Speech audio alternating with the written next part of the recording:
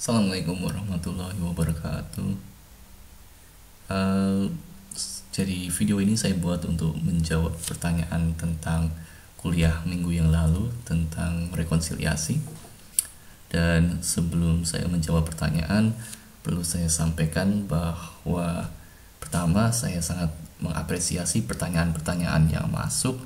Pertanyaannya sangat kritis dan menunjukkan bahwa mahasiswa peserta kuliah ini memang sangat engaged dengan materi ini.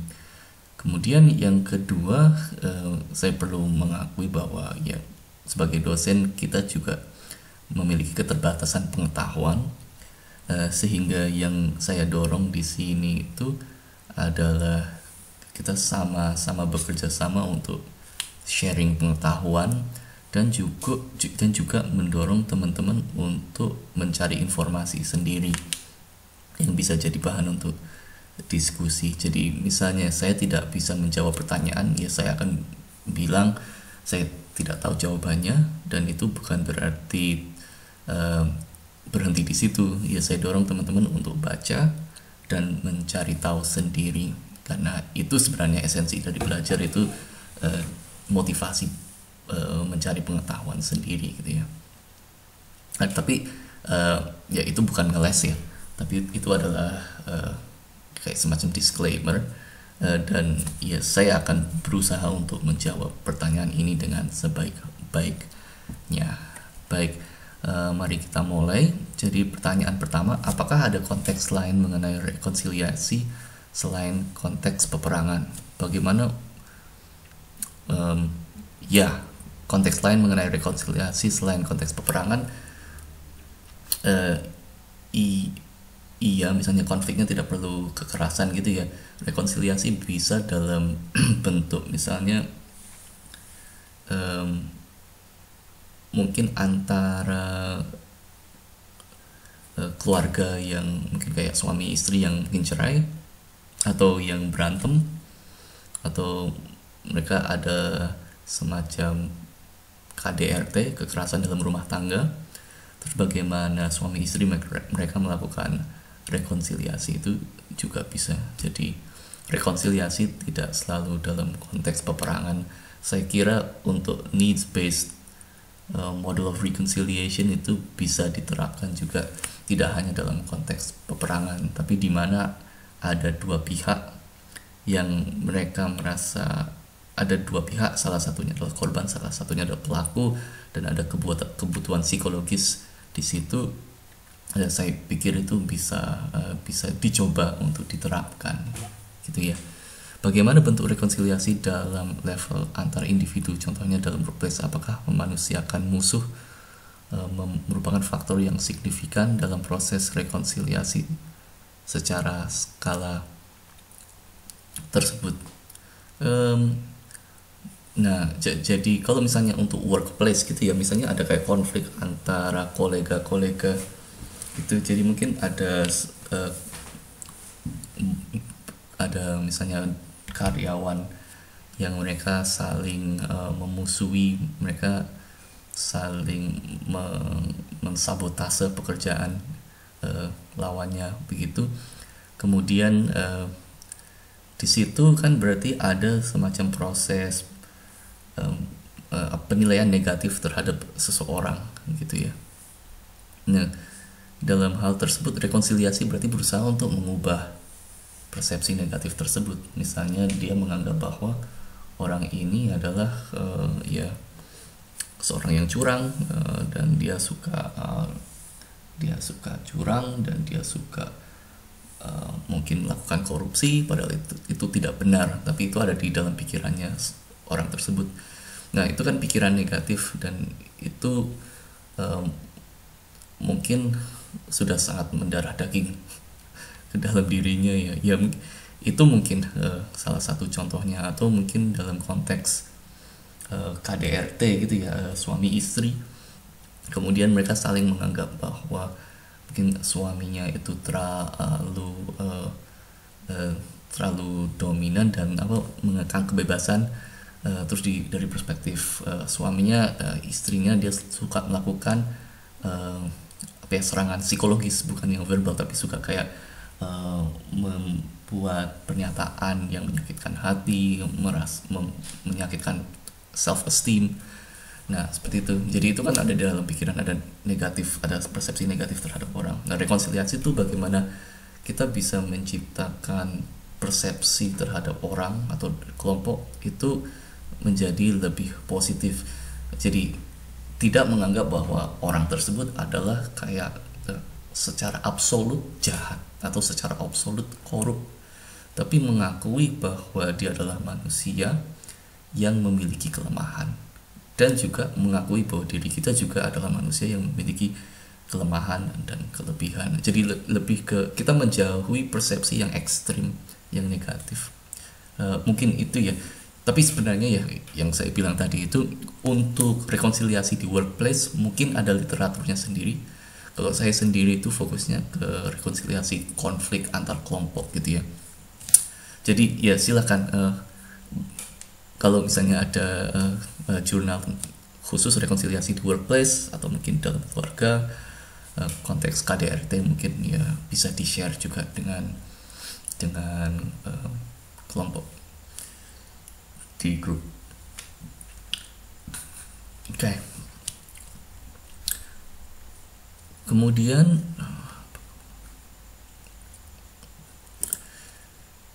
terus pertanyaannya apakah ini faktor yang signifikan? Iya, ini adalah signifikan. Jadi karena ini psikologi ya, jadi memang pengubahan persepsi terhadap lawan itu penting. Namun kalau misalnya dalam situasi konflik yang ada kekerasan, dan ini antar kelompok, ini masih lanjut ke pertanyaan pertama. Ada beberapa peneliti yang menganggap bahwa sebenarnya rekonsiliasi itu mungkin mustahil, karena memanusiakan musuh itu udah sangat-sangat mendarah daging, udah sangat susah untuk diubah. Kalau misalnya menurut Warhol dan Cotant tahun 2008, mereka menulis bahwa rekonsiliasi itu kadang-kadang dalam beberapa konteks itu tidak mungkin, dan dia mengambil contohnya kalau nggak salah itu memang Arab dan Israel, itu kan protracted, itu udah berkepanjangan.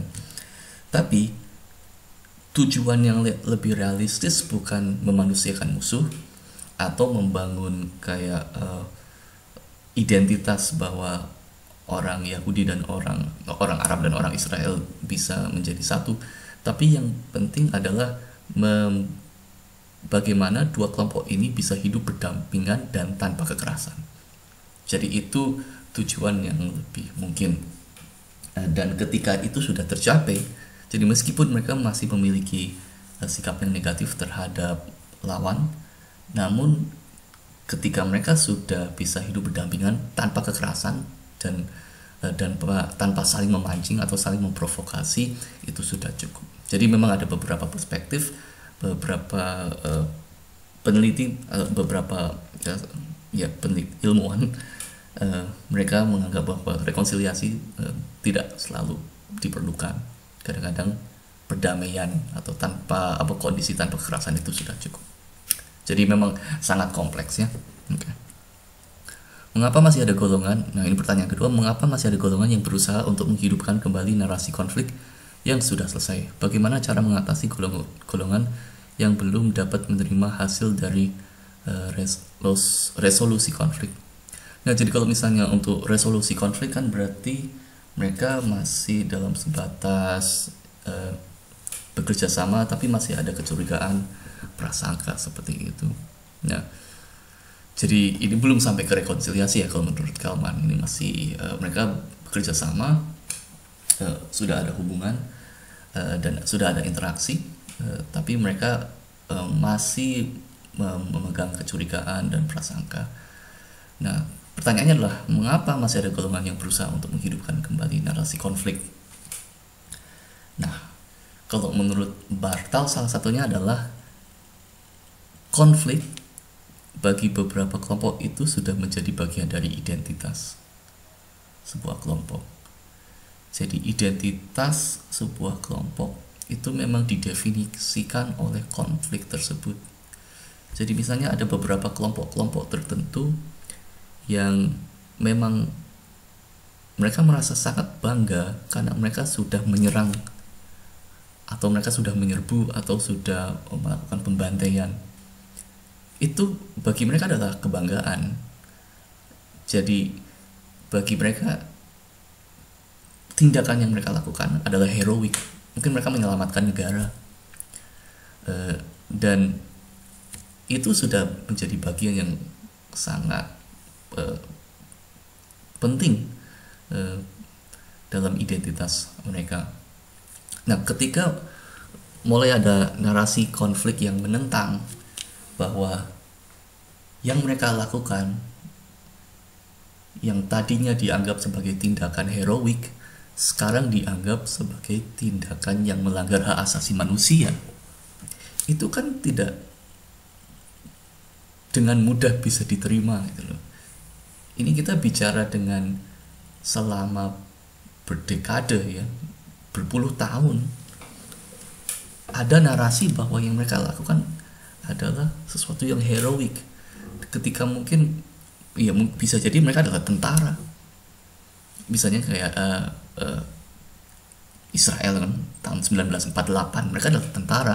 Bagi mereka itu mereka pejuang kebebasan, kemerdekaan. Terus kemudian mereka suruh mengakui bahwa yang mereka lakukan adalah sesuatu yang salah.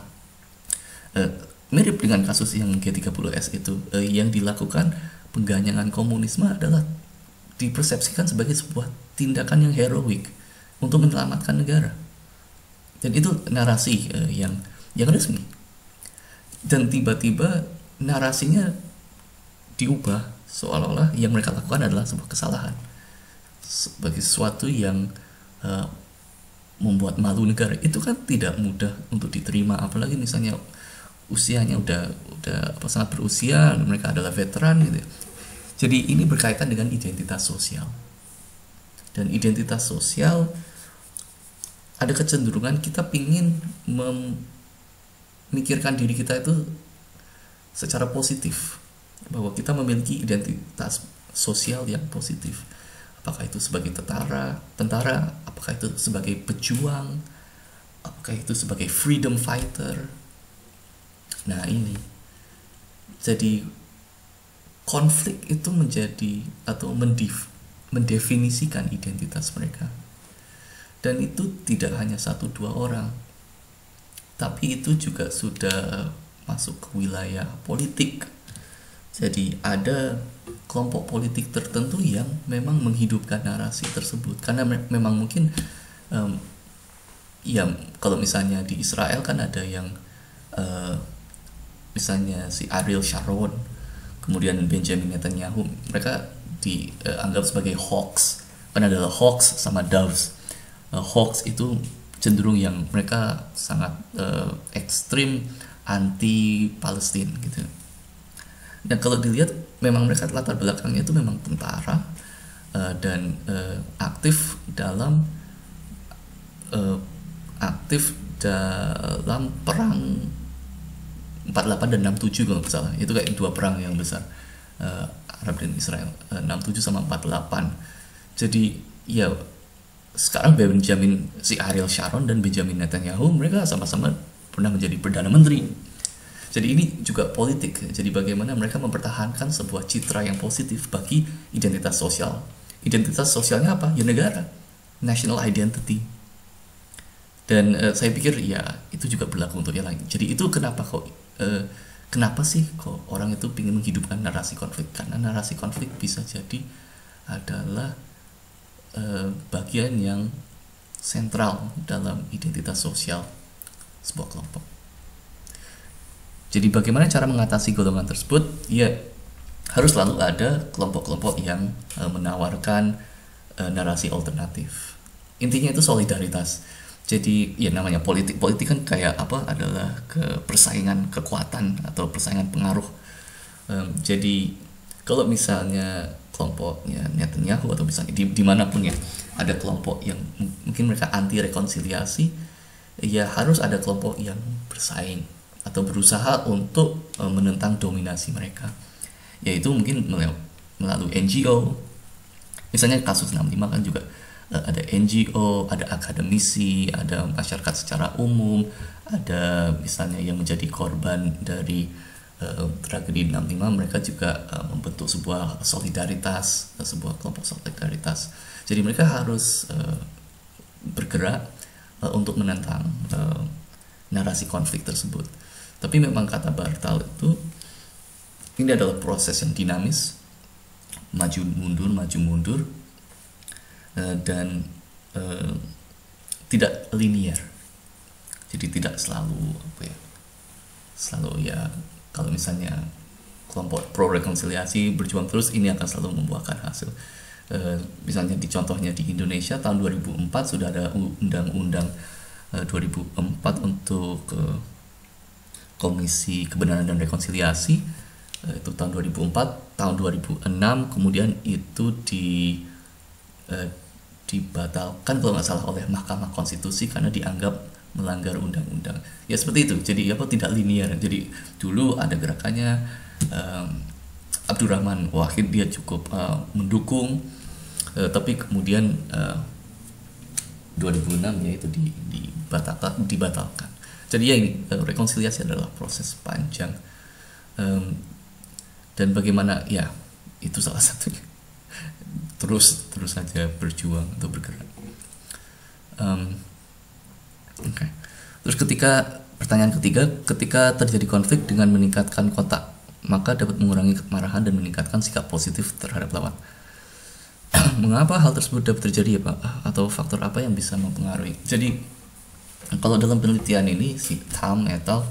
Itu dia jadi bukan eksperimen ya, pertama itu. Jadi bukan eksperimen, dan kontak itu dioperasionalisasi sebagai frequency.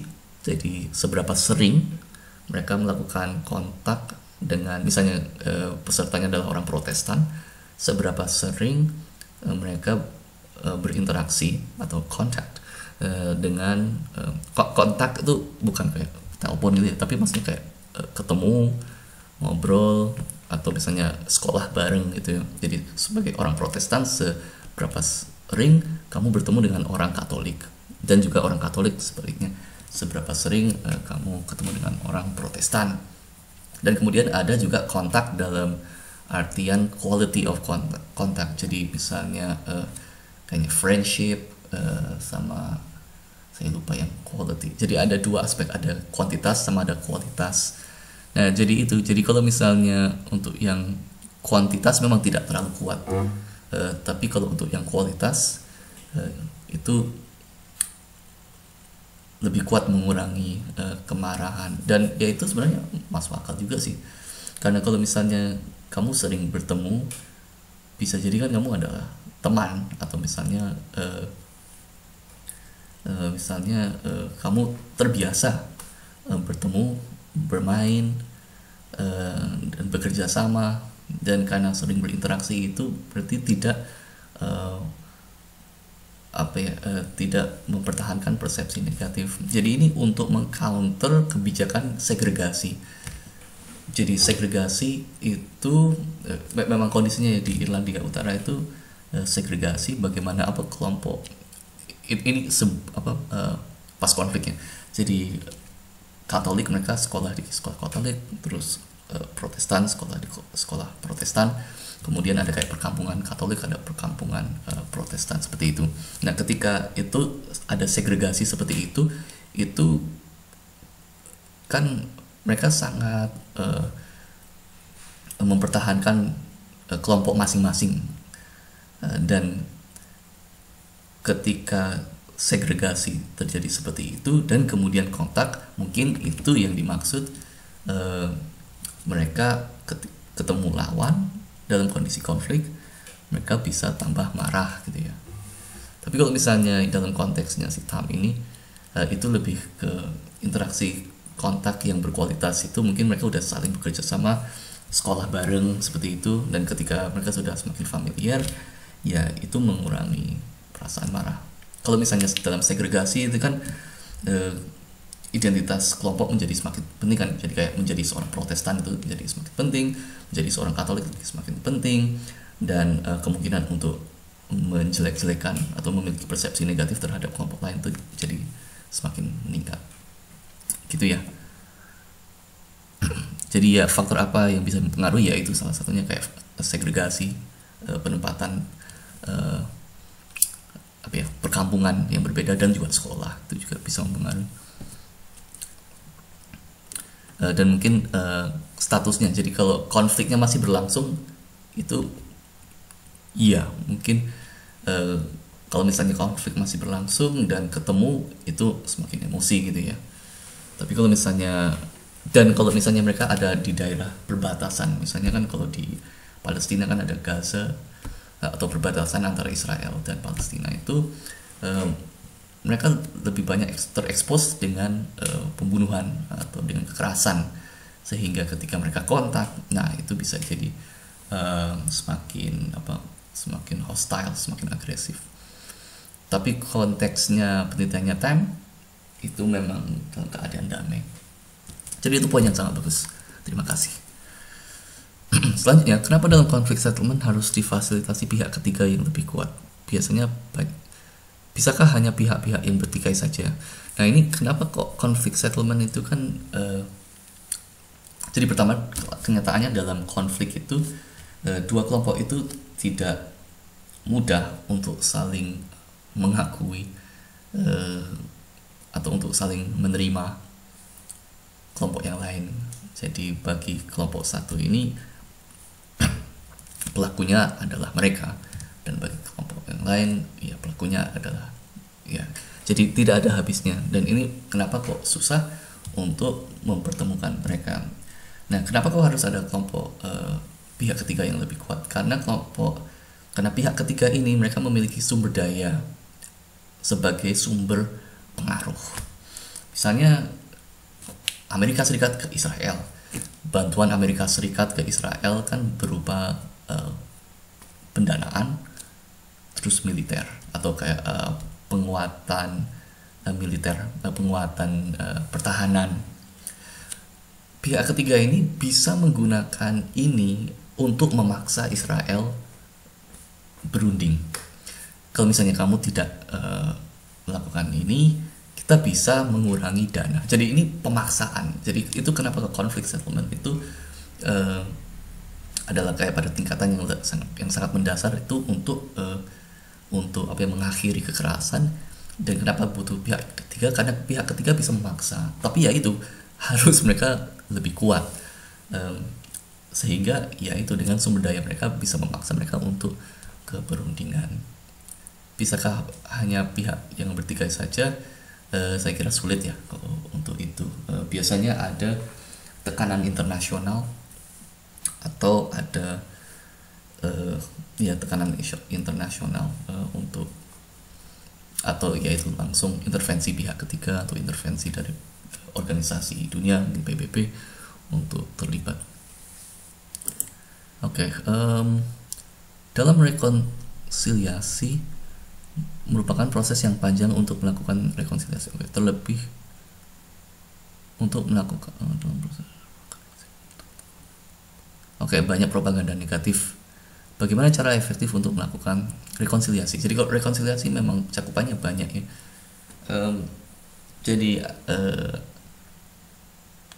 Kalau di psikologi memang kita berusaha untuk mengubah persepsi negatif terhadap kelompok yang lain. Nah itu bisa melalui pendidikan, bisa melalui penelitian atau kayak pembahasan akademik, bisa melalui gerakan NGO atau gerakan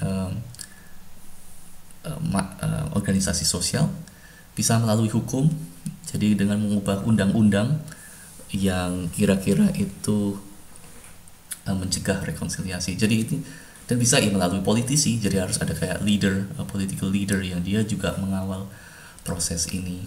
Jadi cara yang efektif untuk melakukan rekonsiliasi paling efektif itu ya ketika semua stakeholder itu secara secara sinkron itu mendukung rekonsiliasi. Dan ketika propaganda negatif itu muncul, ya itu bisa di counter karena ada kekuatan politik. Jadi masyarakat secara umumnya mendukung, politisi mendukung, sehingga ketika ada propaganda negatif itu menjadi malah tidak apa ya, malah kayak malah tidak, malah diabaikan gitu loh, karena ada dukungan dari masyarakat secara umum gitu. Jadi solidaritas politik itu sangat penting untuk rekonsiliasi. Tanpa itu tidak bisa kemana. Namun bisa jadi ada pemimpin yang ada penelitian yang menarik. Misalnya pemimpin dia meminta maaf untuk mungkin Kevin Rudd kalau nggak salah di Australia, dia meminta maaf atas nama Australia karena diskriminasi terhadap aborigin. Dan ada penelitian yang menunjukkan bahwa setelah permintaan maaf tersebut, masyarakat mulai memiliki sikap yang lebih positif terhadap rekonsiliasi dibandingkan dengan sebelum permintaan maaf. Jadi ini menunjukkan bagaimana pemimpin politik, apalagi Perdana Menteri, kalau nggak salah dia Perdana Menteri, dia juga dia memiliki peran yang sangat penting untuk mengubah persepsi masyarakat. Jadi ya ketika misalnya solidaritas di akar rumput belum terlalu ini, presiden atau perdana menteri mereka juga punya pengaruh gitu ya. Dalam konflik di Israel dan Palestina ada faktor landasan moral untuk membunuh satu sama lain. Dalam menggeser landasan moral ini, bagaimana kira-kira cara yang efektif karena agama sendiri bersifat dogmatis. Nah, jadi kalau misalnya kita menyerang agamanya, jadi kita menyatakan bahwa agama mereka tidak valid, itu akan semakin menciptakan hostility atau sikap negatif. Atau ketika kita menegasikan klaim agama mereka. Jadi kalau kita mau menyerang agama mereka, itu bisa keyakinan agama. Ada beberapa hal yang mungkin tidak menyerang agama secara langsung, tapi itu sebenarnya berkaitan dengan agama. Itu misalnya Promised Land itu siapa? Promised Land itu punya agama mana gitu ya. Terus ada yang misalnya kita pingin menciptakan rekonsiliasi, tapi pendekatannya adalah tapi ini Promised Land-nya ini berdasarkan Promised Land ini milik kaum Arab, bukan milik Yahudi. Itu kan Promised Land-nya itu kan itu berkaitan dengan tanah dan tidak langsung menyatakan bahwa agama Yahudi itu bukan agama yang benar gitu. Jadi tidak secara langsung menyerang agama, tapi itu secara implisit itu menyerang agama karena Promised Land itu menjadi salah satu keyakinan dalam agama Yahudi seperti itu. Tanah di situ Yerusalem yaitu adalah tanah suci. Nah, terus bagaimana cara bagaimana menggeser landasan moral ini? Salah satunya adalah dengan membuat jadi beberapa hal yang dilakukan oleh psikolog itu adalah untuk meningkatkan perasaan bahwa orang Yahudi dan orang Palestina adalah sama-sama korban. Jadi dengan identitas korban itu kayak semacam menjadi common identity atau identitas bersama, sehingga mereka bisa saling kayak common ground gitu. Saling memahami bahwa sebagai orang Yahudi mereka punya keluarga yang pernah dibunuh oleh orang Palestina, dan juga orang Palestina juga ada keluarga yang pernah dibunuh oleh orang Yahudi. Itu kan sama-sama menjadi korban. Nah, itu salah satu hal yang bisa dipromosikan, kayak membuat orang aware bahwa dalam konflik ini dua-duanya adalah korban, dan itu kayak meningkatkan common identity antara dua kelompok yang bertikai. Jadi jangan menyerang agamanya atau hal-hal yang berkaitan dengan agama yang eksplisit ataupun yang implisit, tapi cari yang bagaimana itu kesamaan dari dua kelompok ini apa, itu yang ditargetkan. Itu salah satunya. Yang lainnya mungkin bisa dicari sendiri ya. Oke. Sejarah sendiri sikapnya subjektif dan cukup sulit untuk dilihat secara objektif, karena sejarawan pun masih bisa melakukan bias. Bagaimana cara meluruskan sejarah yang berkembang di masing-masing kelompok? Nah, jadi ini pertanyaannya bagus. Meluruskan sejarah itu memang tugas yang sangat sensitif dan rentan terhadap penolakan oleh dua kelompok. Jadi, menurut beberapa penelitian, yang penting bukan menyusun satu versi sejarah yang bisa dipegang oleh dua kelompok. Jadi bukan menyusun satu versi sejarah. Karena kalau misalnya kita menyusun satu versi sejarah, bisa jadi itu kita menegasikan versi kelompok satunya gitu.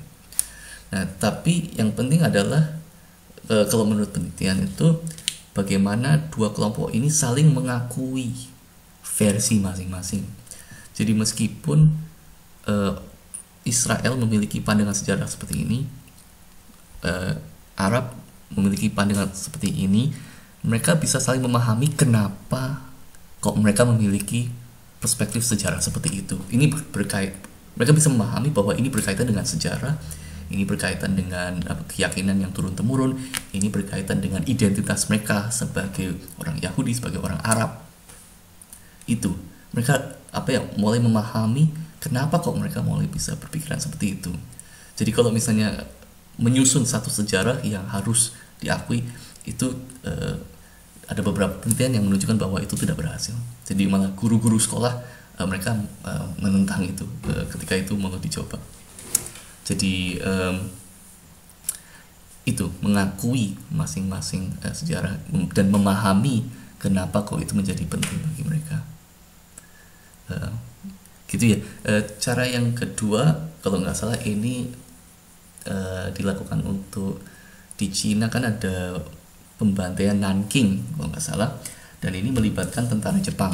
Tentara Jepang adalah pelaku. Nah, kemudian yang dilakukan adalah akademisi mereka berkumpul dan mereka berusaha membahas aspek dari kejadian itu yang interpretasinya sama. Jadi mereka kayaknya tidak, saya lupa, mereka menghindari secara sengaja atau tidak membahas bagian-bagian yang sangat sensitif. Mungkin misalnya kayak pelakunya siapa kayak gitu. Tapi lebih ke kejadiannya secara akuratnya seperti apa sih? Bagian sejarah mana sih yang bisa disepakati? Nah, jadi dengan adanya bagian sejarah yang bisa disepakati pun, itu sudah kayak membuka dialog dan saling mempercayai. Daripada mengklaim bahwa oh enggak, ini kejadian seperti ini. Jadi ada usaha untuk kayak saling mengkonfirmasi, tapi itu aspek tertentu. Mungkin tentang misalnya kayak urutan kejadiannya seperti apa. Itu kan bisa mengacu pada dokumen-dokumen sejarah. Kalau pingin artikelnya saya bisa menunjukkan ya, atau mungkin bisa baca sendiri. Oke, dalam model rekonsiliasi, korban ingin mendapatkan power dan juga ingin pelaku mengakui injustice yang dilakukannya. Tapi pelaku ingin mendapatkan public moral image yang lebih baik. Bukannya akan muncul paradoks jika pelaku mengakui injustice yang dilakukannya akan mengakibatkan penurunan public moral image dari pelaku, dan korban pun tidak difasilitasi keinginannya dan resolusi tidak akan tercapai. Kalau ini ya rekonsiliasi ya. Jadi pertanyaan yang bagus. Ini mengangkat sebuah persoalan tentang needs-based reconciliation model, bahwa moral moral image atau public moral image itu publiknya siapa. Jadi kalau misalnya public moral image, misalnya konteksnya Jerman gitu ya, public moral image, itu Jerman harus berusaha mempertahankan citra positif itu kepada dunia internasional, gitu kan. Jadi karena itu adalah perang dunia dan melibatkan berbagai macam negara, sehingga publik dalam hal ini adalah dunia internasional. Dan ketika mereka mulai mengakui bahwa mereka adalah pelaku, dan mereka mengakui yang mereka lakukan adalah kesalahan terhadap orang Yahudi, itulah yang lebih baik daripada penolakan. Karena karena sebagian besar sejarawan melihat bahwa memang terjadi pembunuhan yang sangat sistematis. Dan ketika mereka melakukan denial, itu akan memperburuk moral image mereka. Tapi ketika mereka mulai mengakui, itu akan lebih baik. Yang menarik adalah Indonesia. Kalau dalam konteks 65, public moral image-nya itu bisa jadi masyarakat Indonesia sendiri. Jadi ketika Indonesia mulai mengakui bahwa yang mereka lakukan di 65 adalah sebuah kesalahan, moral image mereka terhadap masyarakat Indonesia itu mungkin bisa jadi tidak baik. Karena banyak orang yang meyakini bahwa yang dilakukan pas kejadian 65 adalah tindakan yang heroik.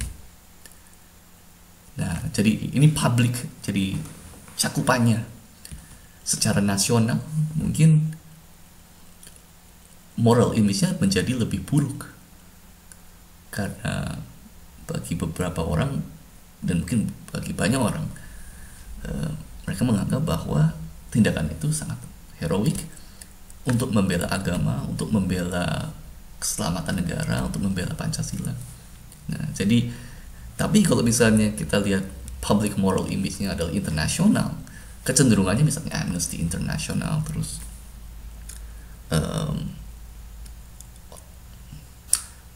kayaknya Amnesty yang saya ingat itu malah mereka sangat mendukung ke arah investigasi kejadian 65 itu dan prosecute atau menindak mereka siapa yang bertanggung jawab. Jadi posisi Indonesia akan lebih secara positif di lingkup internasional ketika mereka mengakui hal itu terjadi. Tapi sebaliknya di domestik. Jadi ini memang menarik kalau kasus Indonesia itu. Jadi mungkin itu ya. Jadi iya benar itu bisa menurunkan, tapi bisa jadi itu menaikkan. Itu tergantung cakupannya, apakah cakupannya domestik atau internasional, gitu ya. Oke, 6. Dalam hal rekonsiliasi terdapat faktor politik, ideologi, dan kepentingan yang berjalan di situ. Bagaimana kita menangani faktor politik tersebut dalam hal kepentingan?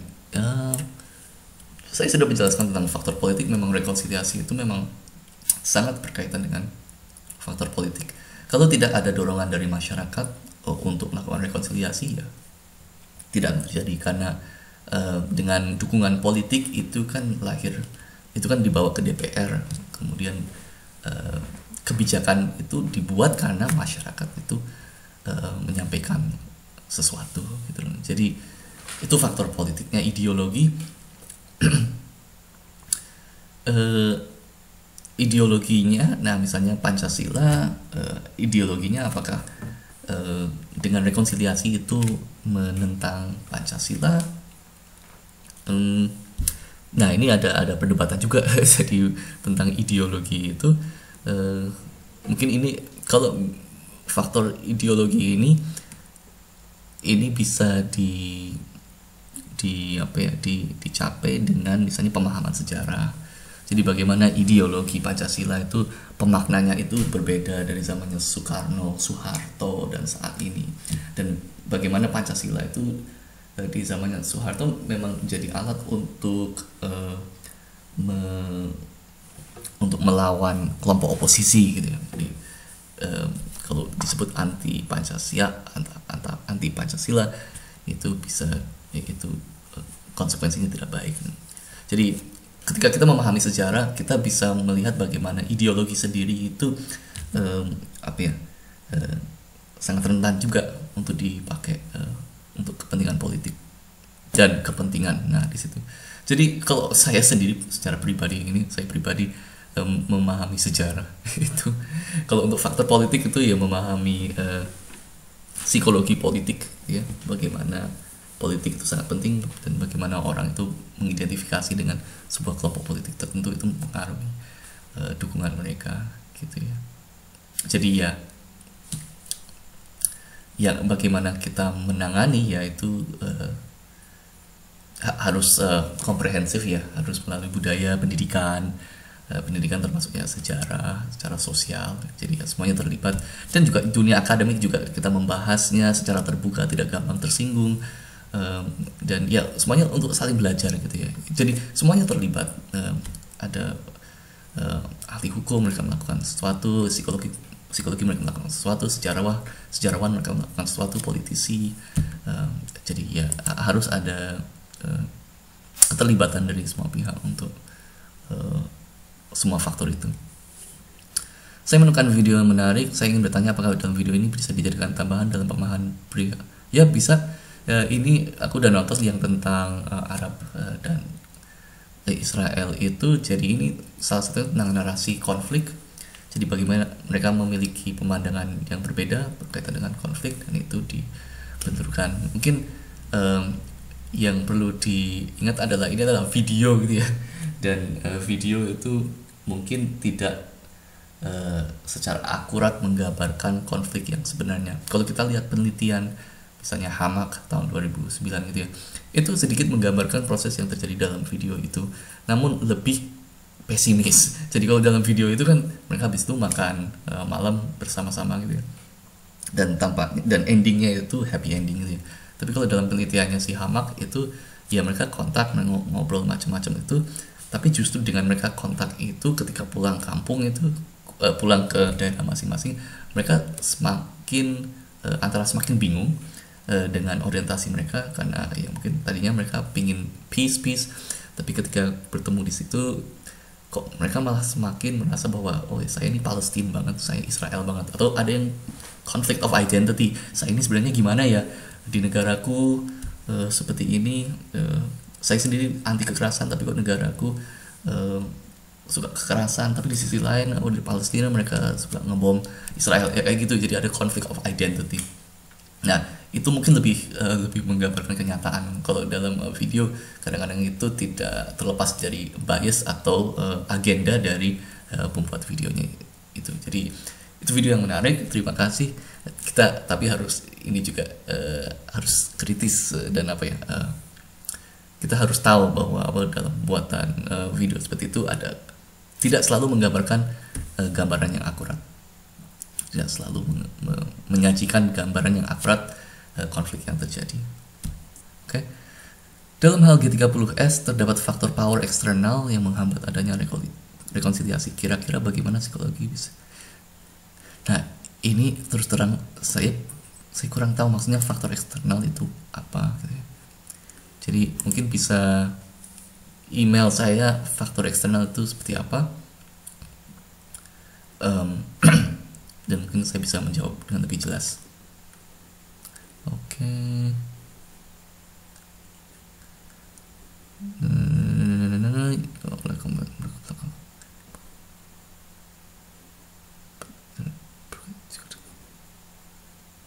Oh ya ini. Oke. Apakah ada hal serupa? Nah ini kembali ke yang cakupan gitu ya. Jadi public moral image di tingkat nasional itu belum tentu linear dengan public moral image secara domestik.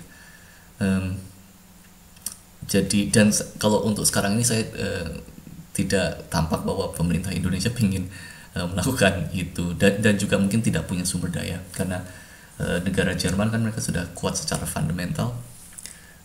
Dan kalau kita mengibaratkan kayak negara itu seperti kayak kebutuhannya Maslow gitu ya, negara-negara yang mereka sudah memenuhi kebutuhan dasarnya itu mereka bisa lebih memikirkan hal-hal seperti hak asasi manusia dan yang lain. Kalau Indonesia kan masih struggling dengan hal ekonomi lah, jadi bisa jadi hak asasi manusia itu tidak menjadi prioritas, meskipun itu di awal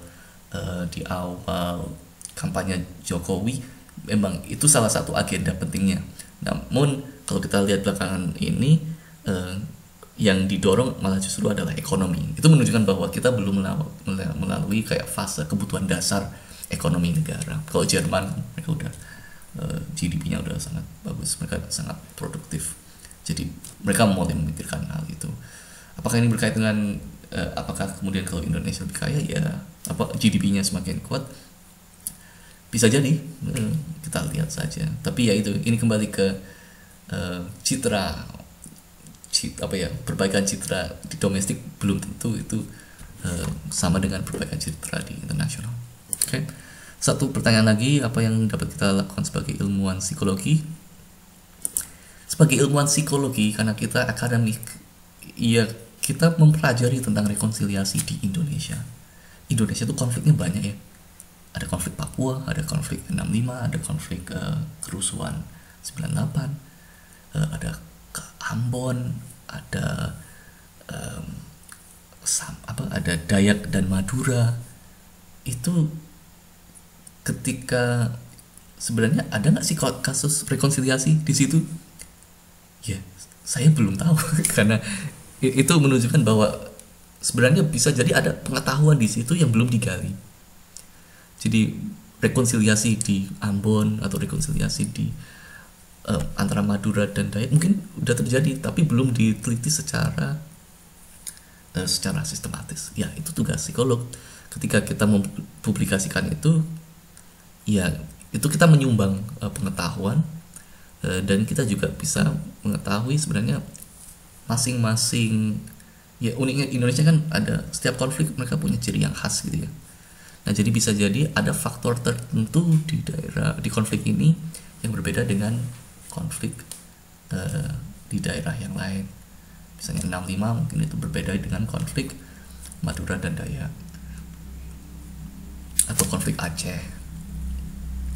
Nah, itu potensi. Jadi kita memahami rekonsiliasi di Indonesia itu sudah sangat bagus untuk kita sendiri dan juga untuk dunia ketika kita bisa mempelajari itu. Terus terang ya penelitian rekonsiliasi konflik dari Indonesia itu perlu lebih banyak lagi digali di jurnal psikologi dunia karena masih banyak yang belum dipelajari. Jadi itu potensi sebagai psikolog. Kalau misalnya kamu adalah psikolog terus kamu adalah kemudian menjadi politisi atau pemimpin sebuah kelompok, ya silakan didiskusikan atau mengangkat awareness tentang ini. Ya, itu yang bisa dilakukan.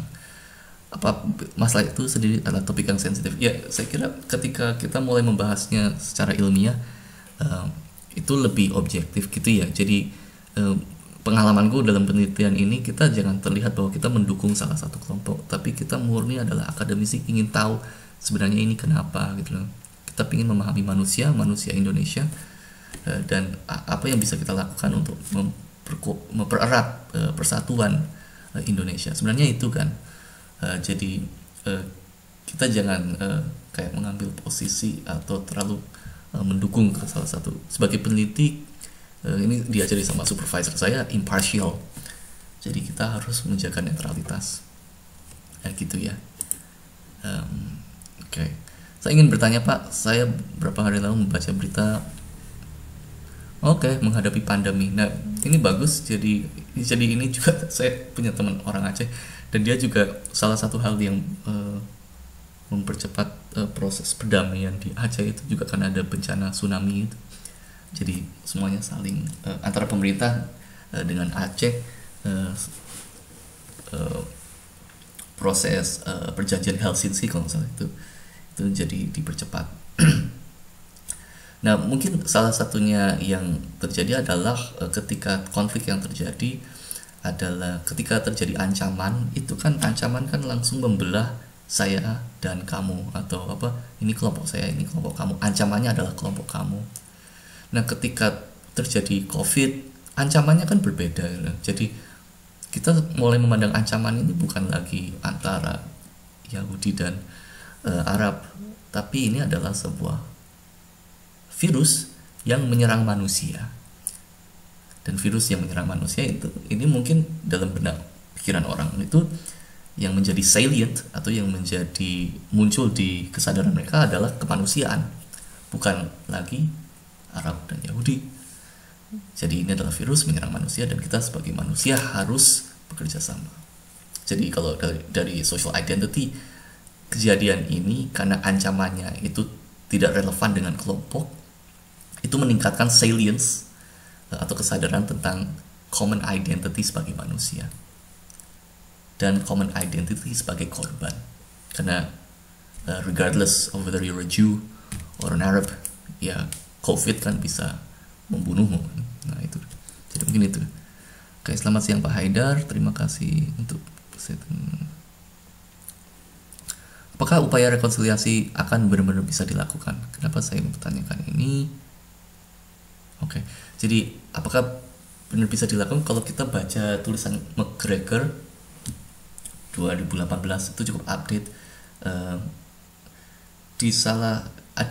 Jadi kalau di tingkat nasional memang susah, tapi di tingkat daerah ada beberapa daerah, misalnya wali kota Palu, dia sudah meminta maaf atas kotanya, atas kekerasan yang terjadi pada korban.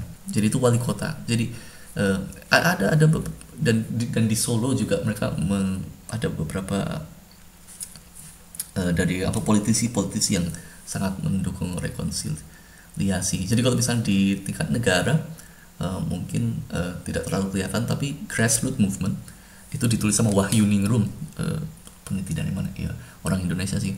Wahyu Ningrum dia menulis grassroots movement berkaitan dengan rekonsiliasi 65. Jadi dan dia sampai dari grassroots movement mereka mempengaruhi ya di Palu itu wali kotanya. Kalau di Bali juga kayaknya ada pro rekonsiliasi di situ. Jadi di beberapa daerah memang sudah jalan. Kalau di tingkat nasional permintaan maaf belum ada. Oke, dalam bentuk apa dan kepada siapa? Nah, jadi untuk permintaan maaf yang seperti apa?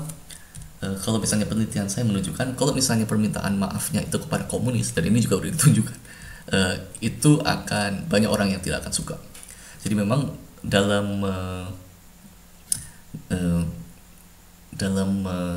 menyampaikan ini juga harus sangat teliti dan redaksinya harus sangat bagus. Jadi intinya itu mungkin salah satu hal yang pokok dalam isinya adalah pengakuan bahwa terjadi pembunuhan massal dan itu melanggar hak asasi manusia, dan menyayangkan itu salah satu yang pokok.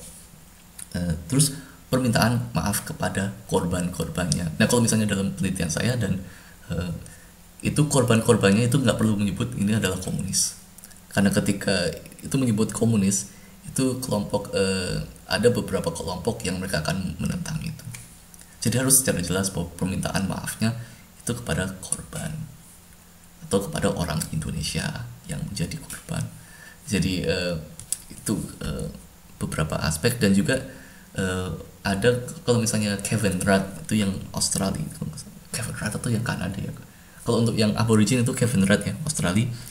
Dia juga menyatakan bahwa di masa depan kita akan menjamin kesetaraan antara warga aborigin dengan, jadi ada kayak orientasi kedepannya kita tidak mempertahankan stigma negatif terhadap kelompok tertentu, atau kita mementingkan kesatuan dan berharap bahwa semuanya itu berkarya dan dengan tidak lagi memandang satu kelompok itu lebih baik daripada yang lain. Jadi ada kayak orientasi ke depan. Jadi ada menyampaikan maaf, menyesal, dan bertanggung jawab. Mungkin menyesal ya. Kalau bertanggung jawabnya saya lupa yang di Kevin Rudd itu. Nah terus itu orientasi kedepannya seperti apa? Menjamin bahwa kelompok masyarakat itu tidak ada yang didiskriminasi. Mungkin itu ya untuk permintaan maaf yang paling bagus itu. Mungkin perlu diteliti lagi.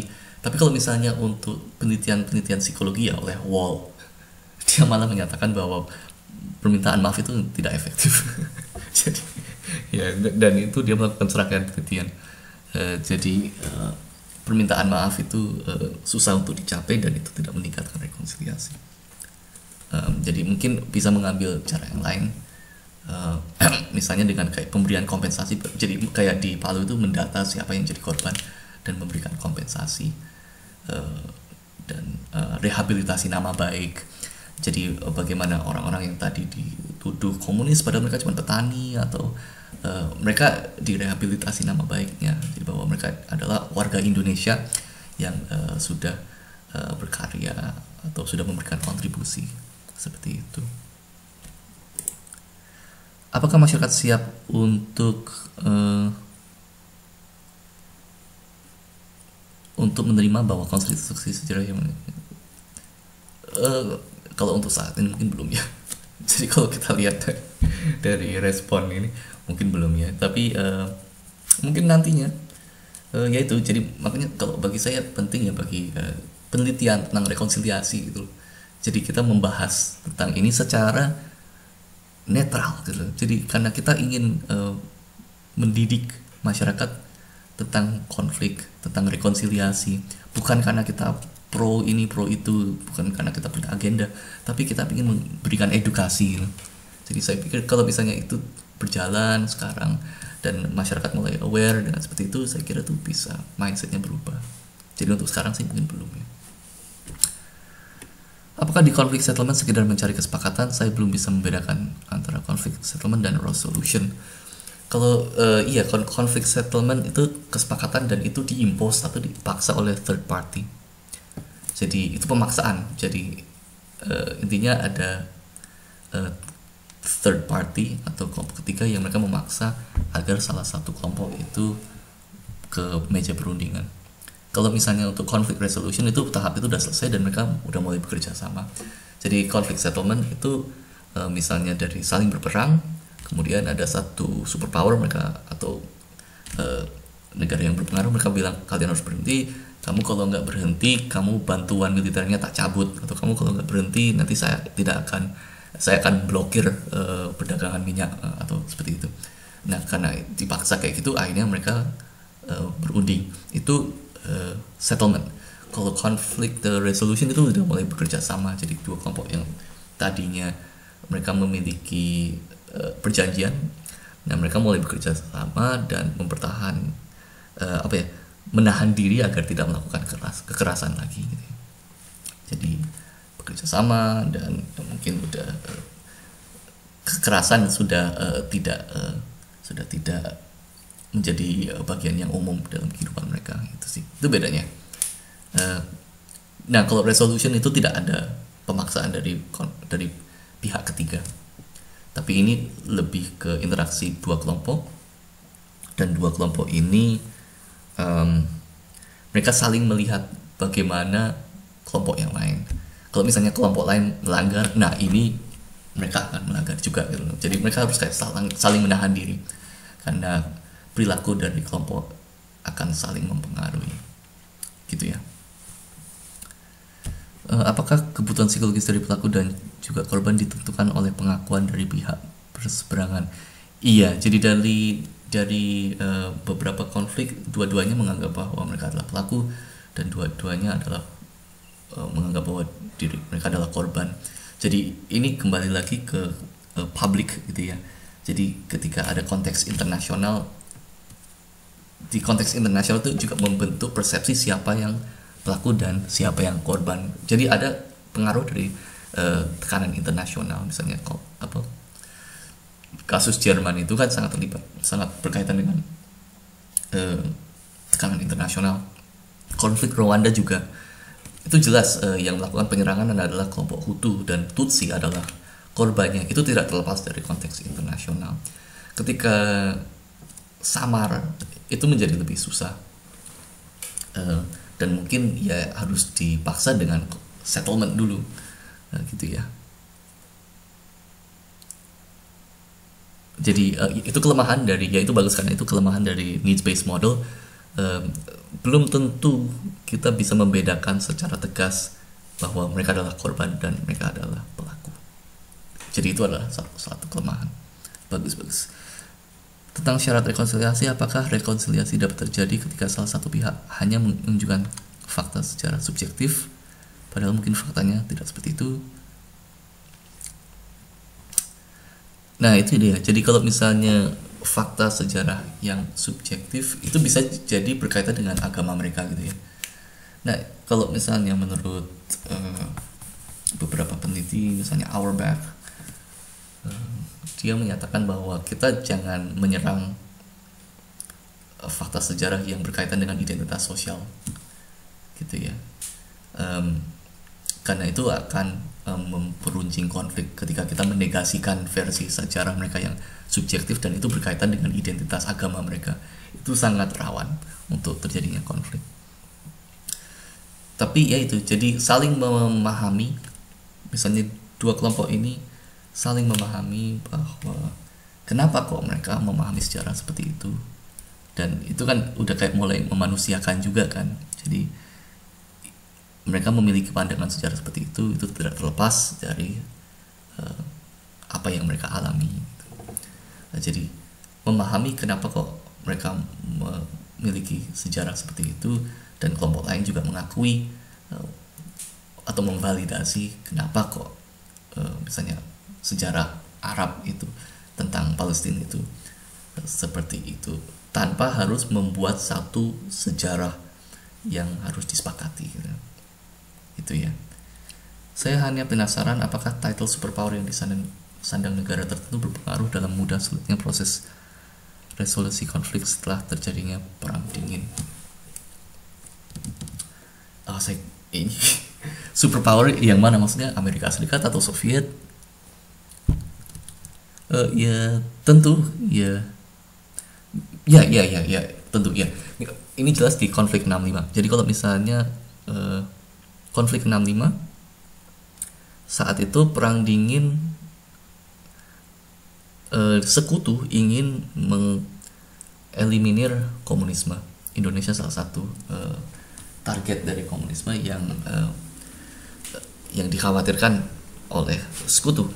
Nah kemudian dalam prosesnya di Indonesia komunisme diberantas oleh Soeharto. Nah saat itu dianggap sebagai kemenangan oleh sekutu. Jadi ini kan superpower. Nah karena mereka menganggap itu kemenangan, dan kemudian Soeharto dia menjadi kepala negara, dan juga superpower mereka juga Amerika Serikat khususnya, mereka dapat banyak manfaat ekonomi dari itu. Mereka dapat akses perusahaan ke Indonesia, dan itu ada bukunya dari Bradley Simpson, silakan dibaca.